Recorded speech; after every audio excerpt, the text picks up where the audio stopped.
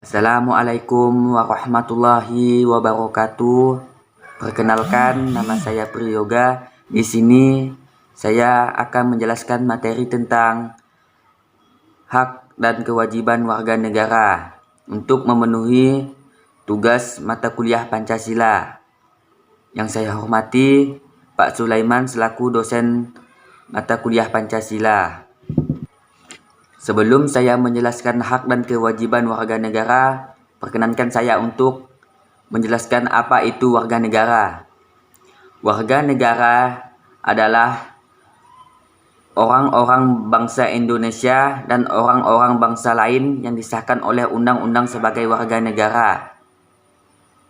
Orang-orang bangsa lain maksudnya peranakan Belanda, Tionghoa, Arab yang bertempat tinggal di Indonesia dan mengakui Indonesia sebagai tanah airnya, bersikap setia kepada NKRI. Dan penetapan warga negara dalam suatu negara ditentukan berdasarkan peraturan perundang-undangan. Pengertian hak dapat dipahami sebagai hak asasi manusia.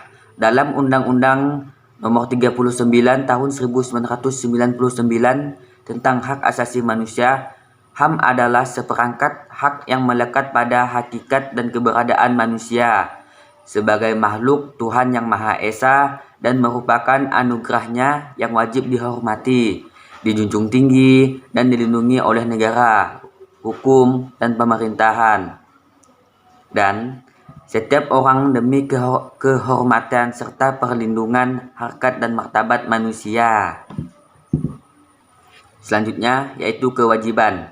Kewajiban asasi adalah kewajiban dasar yang harus dijalankan oleh seseorang dalam kaitannya dengan kepentingan dirinya sendiri, alam semesta, masyarakat, bangsa, negara, maupun kedudukannya sebagai makhluk Tuhan.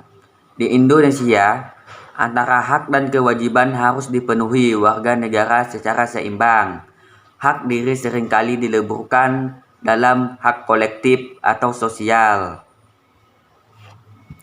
Di samping hak pribadi seseorang, terdapat hak-hak orang lain, sehingga masing-masing individu harus menghargai hak-hak individu yang lain, yang kemudian melahirkan kewajiban-kewajiban warga negara.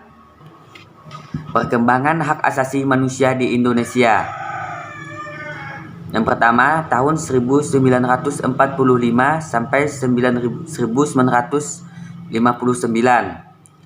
HAM sudah mendapatkan legitimasi yuridis dalam Undang-Undang Dasar 1945, meskipun belum optimal seperti keleluasaan pendirian partai-partai politik. Yang kedua, tahun 1959 sampai 1966 terjadi pemasungan hak asasi sipil dan politik seperti hak untuk berserikat, berkumpul, dan mengemukakan pendapat dengan tulisan. Dan yang ketiga, tahun 1966 sampai 1970 muncul gagasan perlunya pembentukan pengadilan HAM. Yang keempat, tahun 1970 sampai 1980 persoalan HAM mengalami kemunduran dan terjadi penolakan terhadap HAM. Selanjutnya, tahun 1990, pemerintah membentuk Komnas HAM atau Komisariat Nasional Hak Asasi Manusia. Dan selanjutnya, tahun 1998 sampai sekarang. Setelah jatuhnya rezim Orde Baru, terjadi perkembangan luar biasa pada hak asasi manusia dalam Undang-Undang Dasar 1945. Hak dan kewajiban warga negara menurut Undang-Undang Dasar 1945. A. Hak warga negara. Pengaturan hak warga negara diatur dalam Undang-Undang Dasar 1945, Pasal 28 A sampai dengan 28J. 1. Hak asasi pribadi, kebebasan berpendapat, kebebasan beragama, kebebasan bergerak, kebebasan berkumpul, dan kebebasan berserikat, dan lain-lain. 2. Hak asasi ekonomi, hak memilih, hak manfaat, hak membeli, hak menjual, dan lain-lain. Hak asasi sosial dan kebudayaan, hak mendapatkan pendidikan, hak mengembangkan kebudayaan, dan lain-lain. 4. Hak asasi prosedural, hak mendapatkan keadilan, hak mendapatkan peradilan, hak mendapatkan perlindungan, dan lain-lain. 5. Hak asasi politik, hak memilih, hak dipilih, dan hak berorganisasi, dan lain-lain. 6.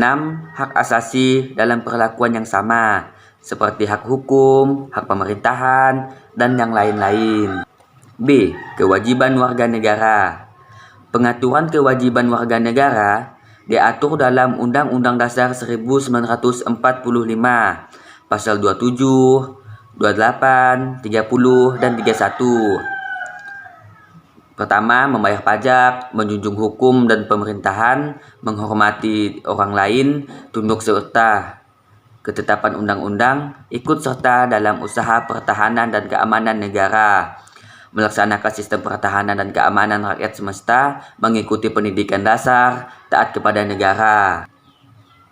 Pembicaraan mengenai hubungan negara dan warga negara, apakah negara yang melayani warga negara atau sebaliknya? Dapat merujuk pandangan para pemikir. 1. Kaum pluralis menurut Hobbes dan John Locke. Masyarakat yang mendahului dan menciptakan negara, sehingga negara harus tunduk kepada masyarakat. 2. Kaum Marxis menurut Antonio Gramsci. Dominasi kekuasaan ada pada negara.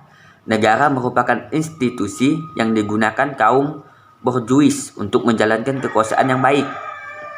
3. Kaum sintetis menurut Anthony Giddens menyatukan dua pandangan di atas kata kunci struktur negara untuk teori Marxis dan agensi atau warga negara untuk teori pluralis.